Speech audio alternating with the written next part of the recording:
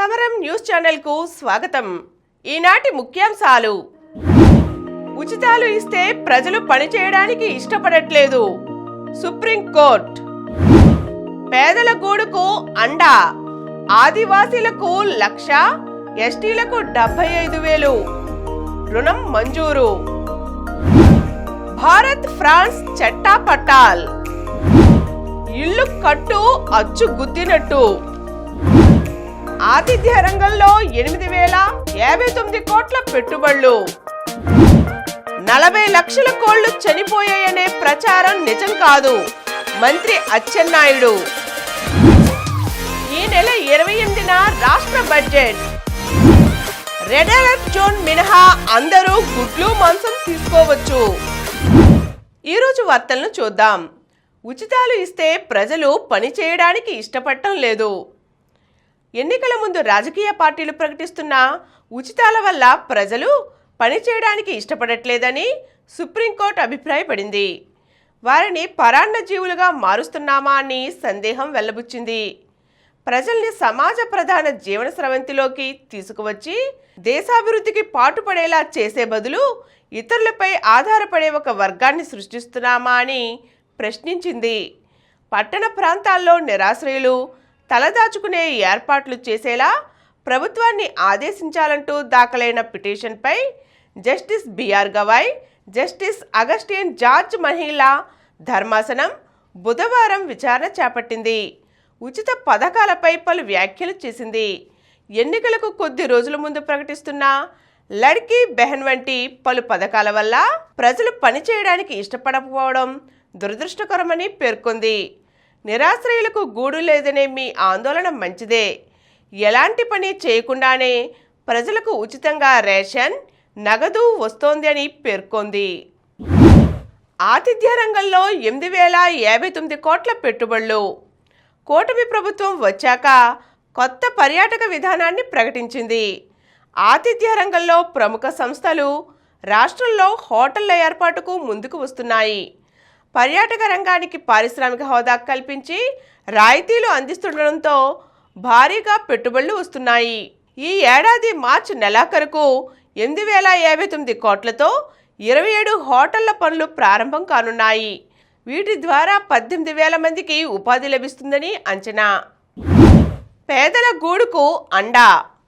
వైకాపా ప్రభుత్వం అస్తవ్యస్తంగా మార్చిన పేదల ఇళ్ల నిర్మాణాన్ని గాడిన పెట్టేందుకు కూటమి ప్రభుత్వం కీలక నిర్ణయం తీసుకుంది. ఆర్థిక కష్టాలు వెంటాడుతున్న పేదల గూడుకు భరోసానిచ్చేలా ముఖ్యమంత్రి చంద్రబాబు ముందడుగు వేశారు. కాలనీల్లో ఎక్కడికక్కడ అసంపూర్తిగా నిలిచిపోయిన ఇళ్లను పూర్తి చేసేందుకు ఆదివాసీ గిరిజనులకు 1,00,000, ఎస్టీలకు 75,000, ఎస్సీలకు 50,000, చేనేతలకు 50,000 చొప్పున అదనపు సాయాన్ని అందిస్తామని మంత్రులు కార్యదర్శుల సమావేశంలో ప్రకటించారు. ఈ నిర్ణయంతో దాదాపు 4.05 లక్షల మందికి లబ్ధి చేకూరనుంది. భారత్ ఫ్రాన్స్ చట్టా పట్టాల్.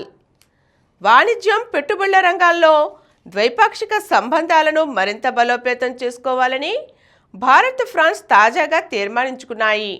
ఇండో పసిఫిక్ ప్రాంతం సహా పలు అంతర్జాతీయ వేదికలు, కార్యక్రమాల్లో పరస్పర సహకారాన్ని ఇంకా పెంచుకోవాలని నిర్ణయించుకున్నాయి.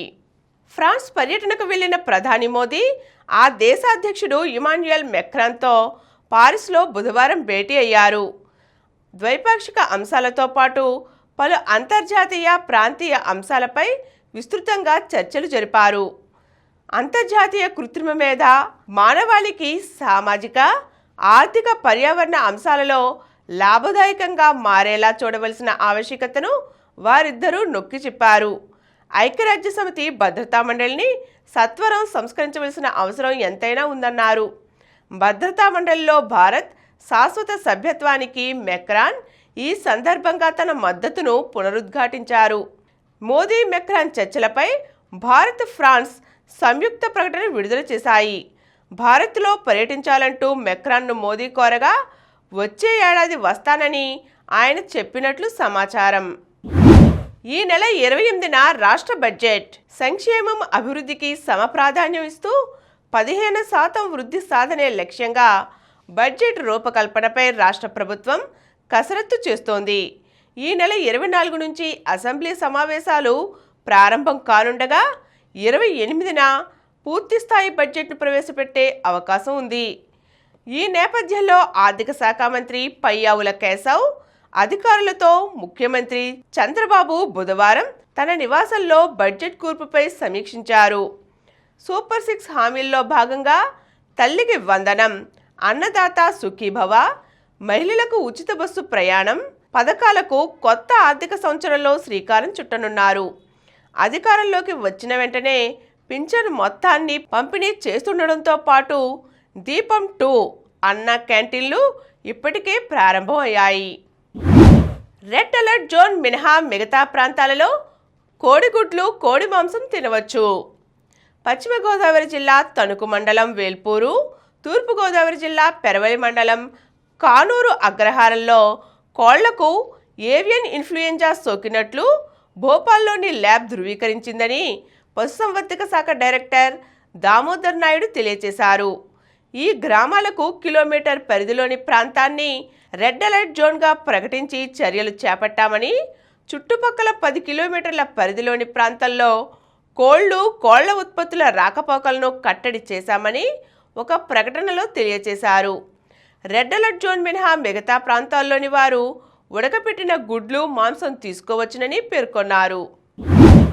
40 లక్షల కోళ్లు చనిపోయాయనే ప్రచారం నిజం కాదు. అధిక ఉష్ణోగ్రతల్లో బర్డ్ ఫ్లూ వైరస్ జీవించలేదు. ప్రజలెవరూ దీనిపై ఆందోళన చెందవలసిన అవసరం లేదని వ్యవసాయ శాఖ మంత్రి కె అచ్చెన్నాయుడు తెలిపారు. ఉడికించిన మాంసం, గుడ్లు తినవచ్చునని సూచించారు. మనం 100 డిగ్రీల ఉష్ణోగ్రతలో ఉడికిస్తాం. అంత వేడిలో ఈ వైరస్ బతకదు. కొన్ని చోట్ల మాంసం, గుడ్డు తినవద్దని ప్రచారం చేస్తున్నారు. ఇది సరికాదు. నిజంగానే వైరస్ ఉంటే తినాలని ప్రోత్సహించం కదా. ఉమ్మడి తూర్పుగోదావరి, పశ్చిమ గోదావరి, కృష్ణా జిల్లాలలోని 3 ఫారాల్లోనే కోళ్లు చనిపోయాయి. అక్కడ నమూనాలు తీసి భోపాల్ పంపగా బర్డ్ ఫ్లూ అని తేలింది. సరిగా శానిటేషన్ చేయకపోవడం, సరైన నియమ నిబంధనలు పాటించకపోవడం వల్లే ఈ వైరస్ సోకింది. అక్కడ మిగిలిన కోళ్లు, గుడ్లను పూడ్చివేశాం. దీనిపై ఆందోళన వద్దు. రాష్ట్రంలోని 10.78 కోట్ల కోళ్లలో 5.42 లక్షలే బర్డ్ ఫ్లూ కారణంగా మరణించాయి. 40 లక్షల కోళ్లు చనిపోయాయని జరుగుతున్న ప్రచారంలో నిజం లేదని ఆయన ఉద్ఘాటించారు. ఇల్లు కట్టు అచ్చు గుద్దినట్టు. ఒక్క ఇటుక వాడలేదు. కార్మికుల సందడి అంతకంటే లేదు. రణగుణ ధ్వనులు, కాలుష్య ఛాయలు లేవు. కానీ అక్కడ ఓ విల్లా వెలిసింది.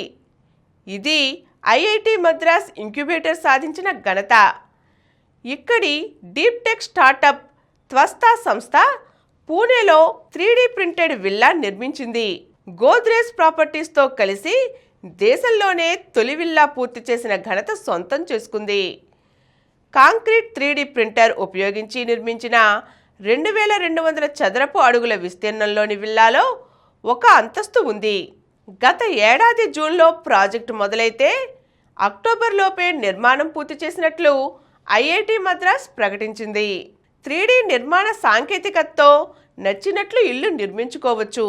గోడల మందం, కిటికీలు, గదులు ఇలా అన్నీ కావలసినట్లు డిజైన్ చేసుకుని కాంక్రీట్ 3D ప్రింటర్ను అనుసంధానిస్తారు. యంత్రం కాంక్రీట్ మిశ్రమంతో ఇల్లు కట్టేస్తుంది. మెటీరియల్ వృధా, వ్యర్థాల సమస్య ఉండదు. కాంక్రీట్కు మన్నిక ఎక్కువ. కొన్ని తరాల వరకు నిర్మాణం పటిష్టంగా ఉంటుందని తెలుగువారైన త్వస్తా సహ వ్యవస్థాపకుడు పరివర్తన్ రెడ్డి తెలియజేశారు. నగరాన నిప్పుల కుంపటి. ధనార్జనే ధ్యేయంగా సరైన భద్రతా ప్రమాణాలు లేకుండా విజయవాడ నగరంలో ఎగ్జిబిషన్లకు అనుమతులను ఇచ్చేస్తున్నారు. నగరపాలికలో మేయర్ సహా అధిక మంది కార్పొరేటర్లు వైకాపా నేతలే కావడంతో అనుమతులన్నీ వారికి అనుకూలంగానే జరుగుతున్నాయి.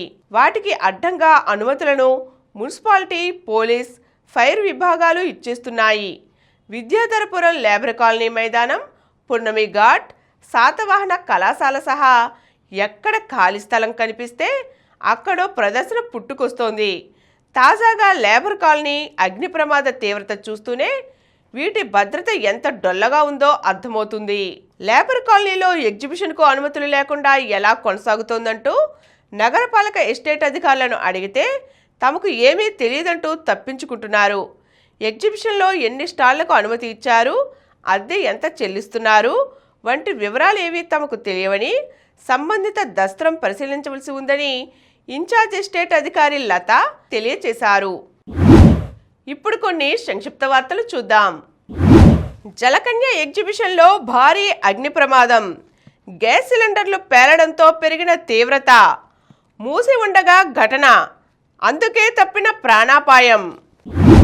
చెన్నై, విశాఖ, పుదుచ్చేరి మధ్య క్రూయిజ్ నౌక. ఈ ఏడాది జూన్, జూలై నెలల్లో పర్యాటకుల కోసం చెన్నై, విశాఖ, పుదుచ్చేరి మధ్య కార్డెల్లా క్రూయిజ్ నౌకను నడపనున్నారు.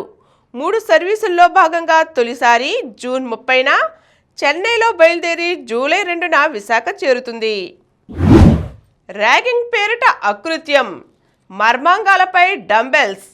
కేరళలో 5 విద్యార్థుల అరెస్ట్. గిల్ జిగేల్ రాణించిన శ్రేయస్ కోహ్లీ.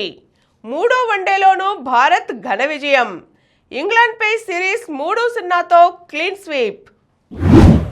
నిషికకు స్వర్ణం. జాతీయ క్రీడల్లో తెలంగాణ క్రీడాకారిణి నిషికా అగర్వాల్ సత్తా చాటింది. ఆర్టిస్టిక్ జిమ్నాస్టిక్స్లో ఆమె స్వర్ణ పతకంతో మెరిసింది. భారత్ శుభారంభం. ఆసియా మిక్స్డ్ టీమ్ బ్యాడ్మింటన్ ఛాంపియన్షిప్లో భారత్ శుభారంభం చేసింది.